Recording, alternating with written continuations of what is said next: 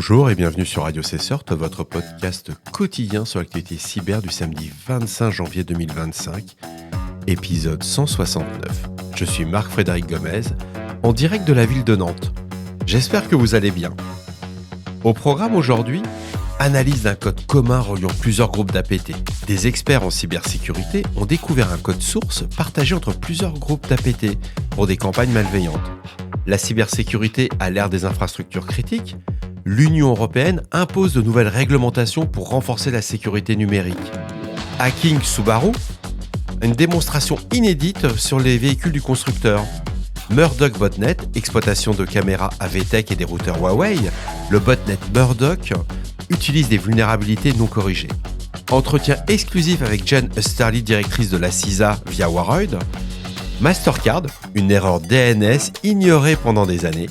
Faille XSS dans les emails, un nouveau rapport de l'Internet Storm Center.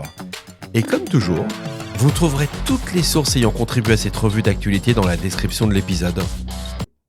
Une analyse menée par SentinelOne a révélé que les ransomware Hellcat et Morpheus, apparus respectivement en octobre et décembre 2024, partagent un code source identique, suggérant l'utilisation d'une base de code commune ou d'un générateur partagé avec des affiliés liés à ou deux groupes de cybercriminels. Si on regarde les caractéristiques communes des ransomware, ces deux ransomware sont des exécutables 64 bits nécessitant un chemin spécifique en argument pour fonctionner. Alors, bien entendu, ils excluent du chiffrement sur les dossiers type Windows System 32 ou certaines extensions de fichiers tels que les .dll, .sys, .exe, .drv, .com ou les .cat. Contrairement à de nombreux ransomware, ils n'altèrent pas les extensions des fichiers chiffrés et laissent les noms et métadonnées intacts. Ils utilisent une API qui est la cryptographique de Windows, générant des clés via l'algorithme bcrypt pour chiffrer des fichiers. Après le chiffrement, ils disposent des notes de rançon, c'est là que vous apprenez la mauvaise nouvelle, sans modifier d'autres aspects du système comme le fond d'écran ou des mécanismes de persistance. Cette découverte, d'après The Hacker News, met en lumière une tendance croissante à la décentralisation des opérations de ransomware, favorisant l'émergence de groupes plus petits, agiles, et malgré les efforts des forces de l'ordre pour contrer toutes ces menaces. Ce qui est terrible, c'est qu'il faut savoir qu'en décembre 2024, il y a eu un record au niveau des ransomware. Il y a eu 574 attaques qui ont été observées avec des groupes comme FunkSec, Clop, Akira ou RansomHub qui étaient vraiment actifs. Ils ne sont pas partis en vacances, eux. Cette augmentation, notamment durant une période habituellement plus calme, suggère une évolution préoccupante du paysage des menaces pour 2025, toujours d'après The Hacker News. C'est bizarre parce que quand on lit les différentes sources d'informations, tout le monde vous dit que le mois de décembre, c'est un mois cool et qu'on voit ralentir les activités cybercriminelles ou encore les attaques. Ce qui est absolument pas du tout dans le monde réel. Quand vous observez ce genre de choses, non, ils sont pas partis en vacances. Par contre, ils ont automatisé leurs attaques. Le nombre de DDoS n'a jamais baissé dans aucune... quand vous lisez tous les rapports des différentes équipes de réponse à incidents publics, ça baisse pas. Le Sens Internet Storm Center a publié un article intitulé « Tentative de XSS via email », mettant en lumière des tentatives d'exploitation de vulnérabilités du cross-site scripting, les fameuses XSS, par le biais de courriels. Les attaquants vont utiliser le service xss.report pour collecter les réponses des victimes. Ce service offre des callbacks XSS permettant aux attaquants de confirmer le succès de l'exploitation et de recueillir des informations supplémentaires sur le navigateur de la victime, y compris potentiellement des cookies. Il est fortement conseillé de bloquer ce domaine xss.report et de surveiller toute tentative d'accès à ce site. Bien que des tentatives de signalement de ces abus aient été effectuées, le serveur de messagerie de XSS Report semble être sur une liste de blocage, les fameux RBL, rendant le contact difficile. C'est à lire, je vous le recommande fortement, c'est un peu technique, mais c'est accessible. Jen Easterly, directrice sortante de la Cybersecurity and Infrastructure Security Agency, la CISA, a accordé une interview à Warroyd, pendant laquelle elle revient sur son mandat et exprime ses préoccupations face aux défis actuels en matière de cybersécurité. Pour rappel, Jen s'est fait virer par Donald Trump. Donc, elle fait un bilan sur son mandat, qui ont été le renforcement de la cybersécurité nationale. Sous sa direction, depuis 2021, la CISA a affronté des menaces majeures, notamment la campagne d'espionnage Salt Typhoon, attribuée à la Chine, qui a infiltré des réseaux de télécommunications américains pour exfiltrer des données sensibles. Elle a eu une approche collaborative. Easterly a mis l'accent sur la collaboration avec diverses entités, y compris des agences fédérales, des gouvernements locaux et des entreprises privées pour améliorer la posture de cybersécurité du pays. Elle aborde aussi son inquiétude face aux évolutions politiques. Les changements administratifs avec l'administration Trump et les réductions budgétaires et une réorganisation de la CISA qui sont envisagées, la nomination de Kristi Noem au département de la sécurité intérieure pourrait entraîner une diminution des ressources allouées à l'agence. La dissolution du Cyber Safety Review Board, c'est la dissolution de ce conseil qui enquête sur des incidents majeurs comme Salt Typhoon, suscite des inquiétudes quant à la capacité du gouvernement à répondre efficacement aux cybermenaces. C'est assez rare à ce niveau qu'il parle sur autant de détails par rapport à des problèmes de sécurité nationale. Et surtout, elle met en avant l'importance de la cybersécurité. Esther Lee souligne que la cybersécurité transcende les clivages politiques et elle est essentielle pour protéger les infrastructures critiques des pays. Alors, elle insiste sur la nécessité de maintenir et de renforcer les efforts en matière de cybersécurité, malgré les changements politiques pour faire face à des menaces de plus en plus sophistiquées. Ce que cette interview met en lumière, c'est les défis actuels et futurs de la cybersécurité aux États-Unis, ainsi que l'importance d'une approche collaborative et apolitique pour protéger les infrastructures nationales et internationales. Mais c'est juste incroyable, c'est que dans cette aventure professionnelle, elle fut quand même nommée par l'administration Trump à sa sortie, quoi. C'est assez surprenant quand on prend toute l'origine de l'histoire. On est sur un changement de paradigme et ça devient de plus en plus agressif au niveau de cybersécurité et on se rend compte que la transparence n'est plus la mise telle que c'est annoncé. Attention, ça n'a pas encore changé. Pour le moment, la CISA continue à publier des bulletins, continue à travailler. Mais ça va bouger. Le chercheur en cybersécurité, Sam Curry, a publié un article détaillant une vulnérabilité critique découverte dans le service Starlink de Subaru, permettant un accès non autorisé à des fonctionnalités sensibles des véhicules.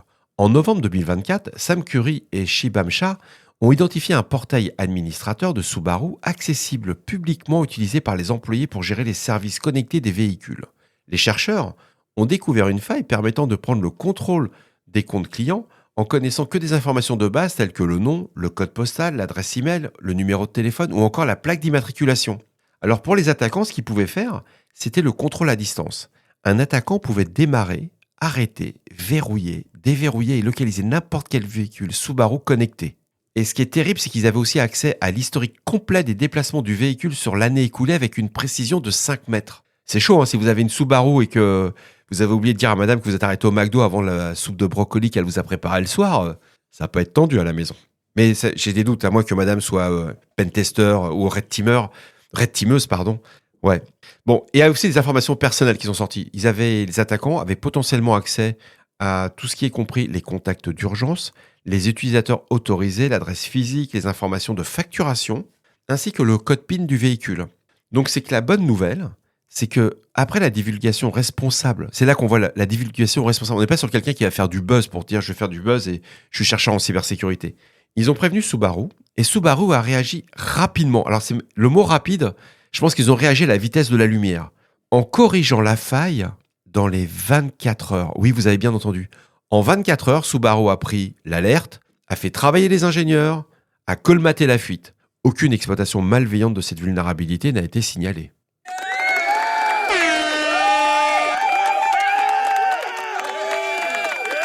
Le botnet Murdoch est une menace émergente qui cible spécifiquement les caméras de surveillance AVTech et les routeurs Huawei.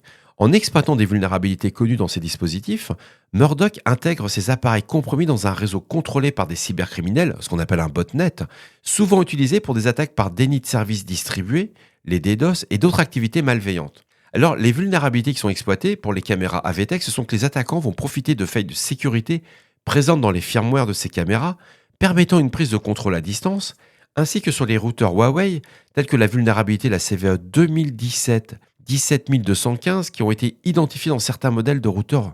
Donc cette faille découverte en 2017, on ne parle pas hier, avant-hier, ou etc.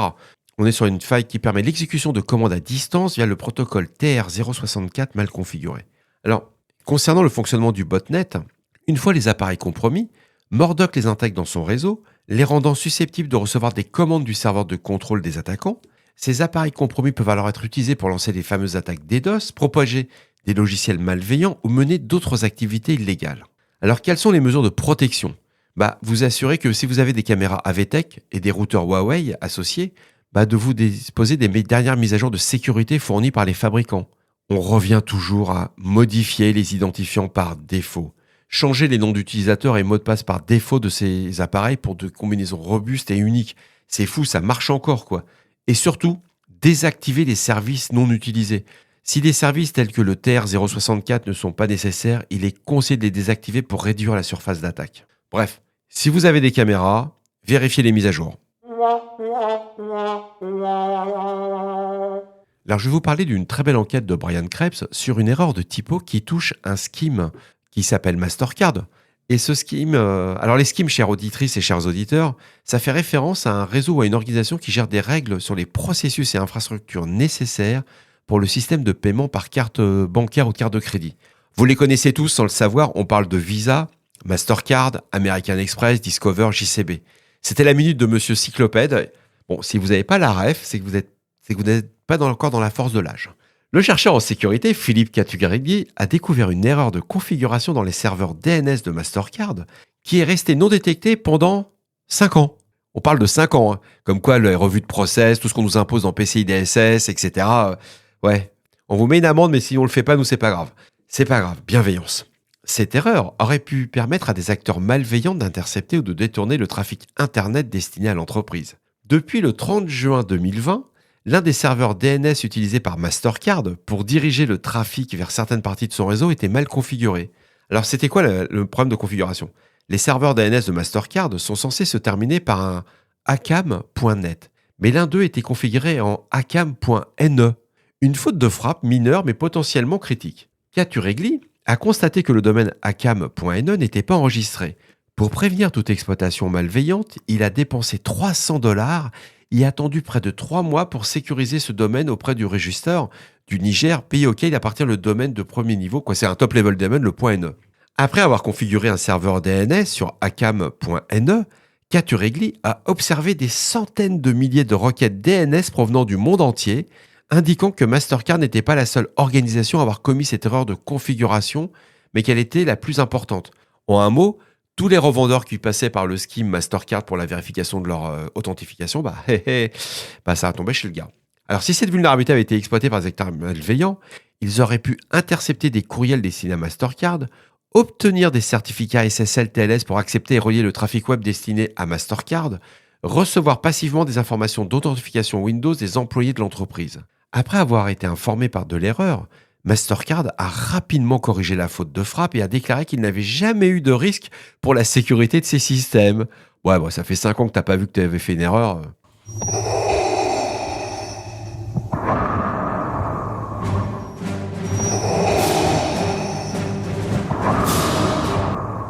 Bon alors, cependant, cette situation souligne l'importance de la vigilance dans la configuration des serveurs DNS. C'est pour ça que j'ai pris l'article. Et surtout, c'est la nécessité de surveiller régulièrement les paramètres pour éviter de telles vulnérabilités. C'est vrai qu'on ne va pas relire quand on a des milliers d'enregistrements dans les DNS. Les revues des enregistrements DNS, une fois qu'on se dit le truc fonctionne, il n'y a plus de vérification, ça tombe dans les limbes.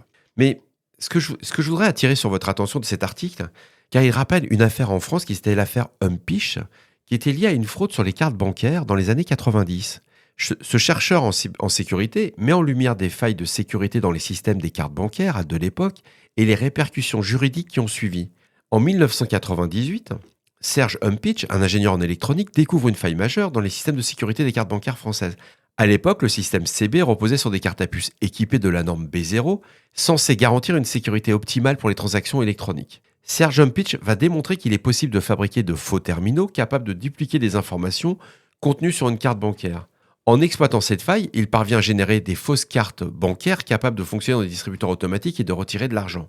Humpich a affirmé que son objectif n'était pas de frauder, mais d'alerter les autorités et les banques françaises sur cette vulnérabilité. Il a contacté le groupement des cartes bancaires pour leur présenter ses découvertes et propose de vendre sa solution pour résoudre le problème. C'est peut-être là qu'il y a peut-être le petit sujet. Et plutôt que d'être remercié pour son travail de recherche, Humpich va être accusé de tentative de chantage et de contrefaçon. Et en 2000, il est condamné à 10 mois de prison avec un sursis de 20 000 francs d'amende. À l'époque, alors ça fait 3 000 euros. Aujourd'hui, si on prend l'inflation et tout, on est plus proche des 10 000 euros quand même. Donc, on ne joue pas au justicier. C'est pas parce que vous allez voir une erreur sur un DNS d'une institution financière ou autre, que ça pourrait être n'importe quel type d'entreprise. On n'est pas aux États-Unis. Vous n'êtes pas journaliste, si vous êtes un chercheur en cybersécurité, il faut avoir une lettre qui vous permet d'avoir mandat pour faire ce type d'investigation. Sinon, en France, c'est case justice et problème. Moi, j'appelle ça les en deux. Voilà. L'Union européenne a récemment adopté la Cyber Resilience Act, loi sur la cyber-résilience visant à renforcer la sécurité des objets connectés vendus sur le marché européen. Cette législation impose aux fabricants de garantir la cybersécurité de leurs produits tout au long de leur cycle de vie. On apprend que des obligations seront exigées pour les fabricants, comme la sécurité dès la conception, intégrer des mesures de sécurité dès la phase de développement des produits, c'est ce qu'on appelle le security by design, la gestion des vulnérabilités, assurer la surveillance et la correction des failles de sécurité pendant une période minimale de 5 ans après la mise sur le marché. Bon, ça veut dire que notre e-bidule va fonctionner pendant 5 ans à minima, avec des mises à jour. La transparence, fournir aux consommateurs des informations claires sur la durée de vie des produits et les types de supports de sécurité offerts. J'ai hâte de lire l'étiquette. Et enfin, c'est ça qui m'a fait retenir cet article, la notification des incidents.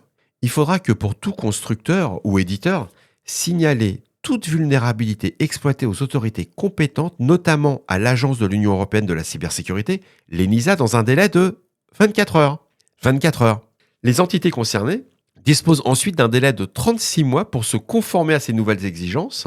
Les produits développés exclusivement pour la sécurité nationale ou la défense sont exclus du champ d'application de cette législation. Alors, est-ce que nos e-bidules seront dans la sécurité nationale ou pas ? On verra. Mais cette initiative vise à protéger les consommateurs européens face à la multiplication des menaces informatiques et à responsabiliser les fabricants en matière de cybersécurité. C'est une super bonne idée sur le papier. On voit que ça, c'est ce que j'appelle la bonne idée en réunion. Elle va regrouper tout le monde, mais en vérité, ça va pas faire avancer les choses. Ça reste de la réglementation faite par la bureaucratie, mais il n'y a pas les moyens.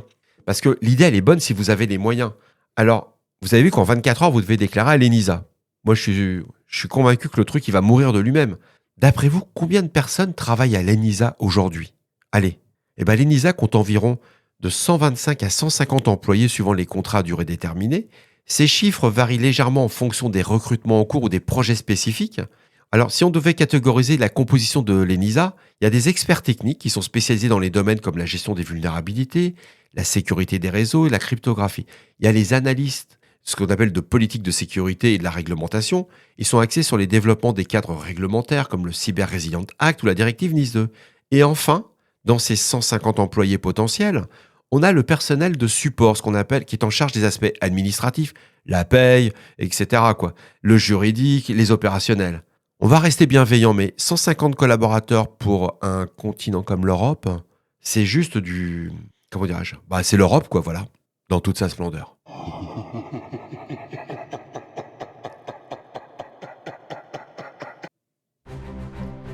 Et voilà, cet épisode de Radio Cesseur du samedi 25 janvier 2025 touche à sa fin. J'espère qu'il vous a plu, qu'il vous a apporté des informations utiles.